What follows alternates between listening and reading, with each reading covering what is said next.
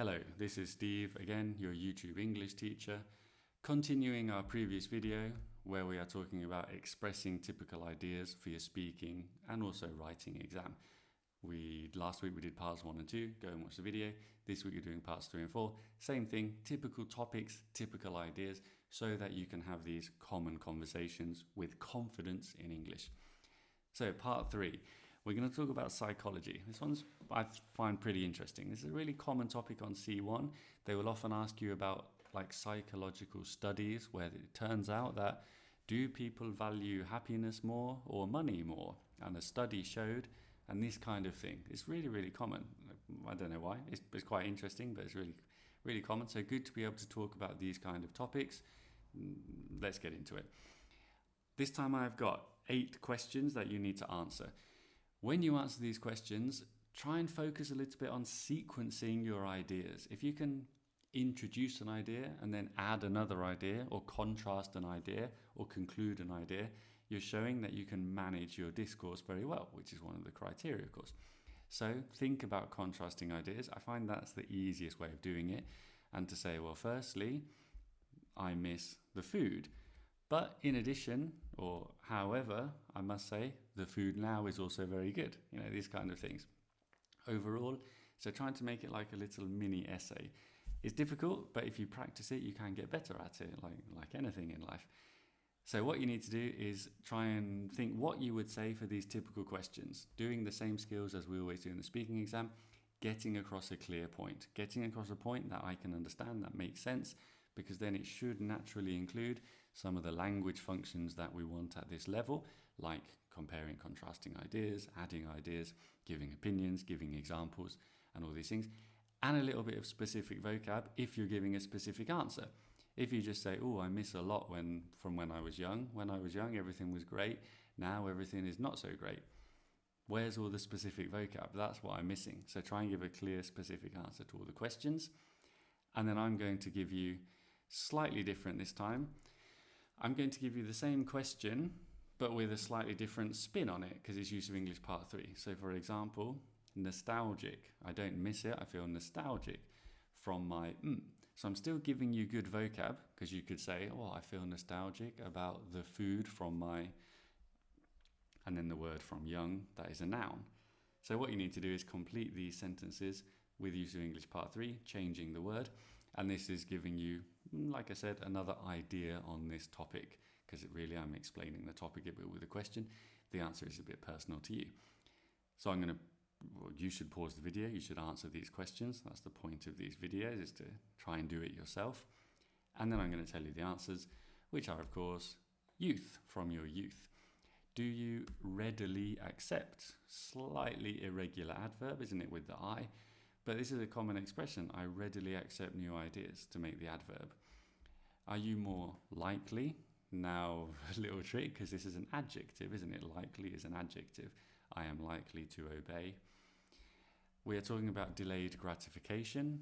And of course, for me, $2,000 in 1 year, of course. And I will wait 1 year very patiently and be very happy next year.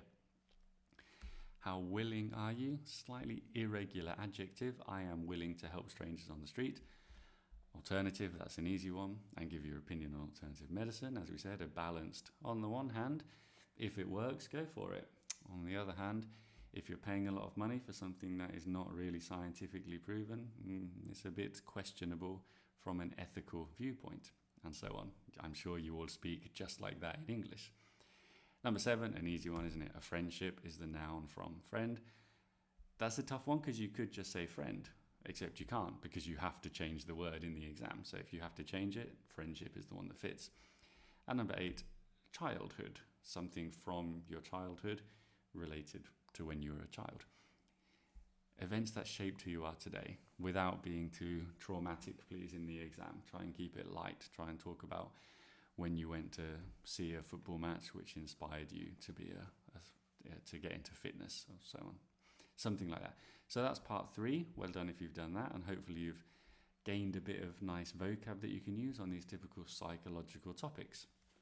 Let's move on to part 4, which is the media. Another pretty common B2C1 question, a bit of a big topic, but talking about social media, talking about how we are influenced, talking a little bit about communication and technology, all these sort of topics I'm thinking about when I consider the media. So what I've got here is, again, 6 pretty typical questions that you might have to answer. And this time we're really focusing on the idea of giving examples, because for an abstract topic like this, there's a slight problem that if you just speak very abstractly and say, oh yes, advertisements are important because there are a lot of advertisements, and advertisements, they can make a big difference, they can be important. It's not a great answer, is it? Again, you're not showing a range of vocabulary and grammar if you're just speaking very generally and in an abstract form about these topics. So that's why giving examples is so important. For instance, by way of example, in particular, to be specific. So for the first one, tell me about the pair of trainers that you bought because you saw an advert on social media and it turned out that they were pretty bad. I won't be fooled again by adverts. You're already telling a story, giving examples, using different tenses, using different vocabulary. It's going to be a better answer. So focusing on answering these questions with a little example for all of your points. Clear point, clear example. Pause the video, answer the questions, record yourself, look in the mirror, send it to a friend, record yourself, email it to me in the description.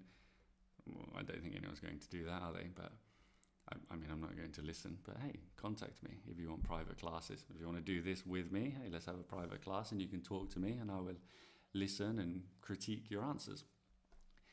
But anyway, let's move on. Again, you've given me something, you've answered them. Now it's time for me to give you something.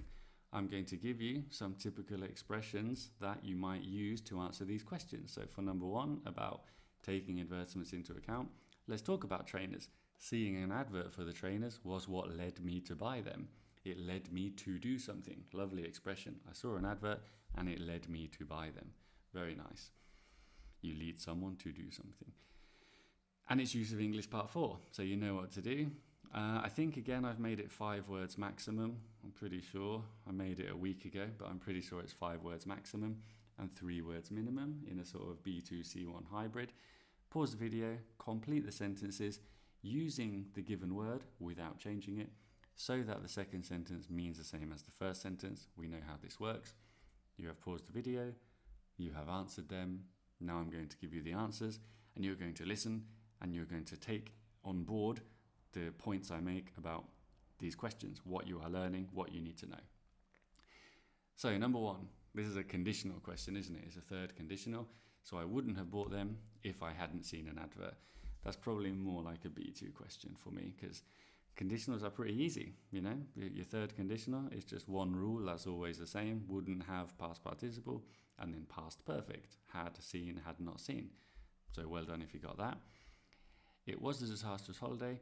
So here we've got the despite point. Despite is going to be used with the fact that, which doesn't fit here, does it? Despite the fact that the holiday was a disaster. That's 8 words, that doesn't fit. So we can't use that.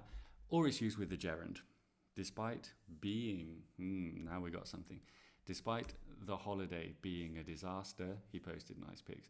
That's a bit more of a difficult one because you have to get the word order right. But if you got a disaster, you got 1 mark. So well done for that, because you changed disastrous to a disaster, even though I gave that word to you. Reported speech, another common trick, isn't it? Tim asked what I thought of or about the latest celebrity scandal. What's your opinion? He asked what I thought. Reported speech, go back 1 tense, so it must be thought, and you think of or about something. And it's not what did I think, obviously, because it's what I thought. It's not a question. The story was too important not to cover.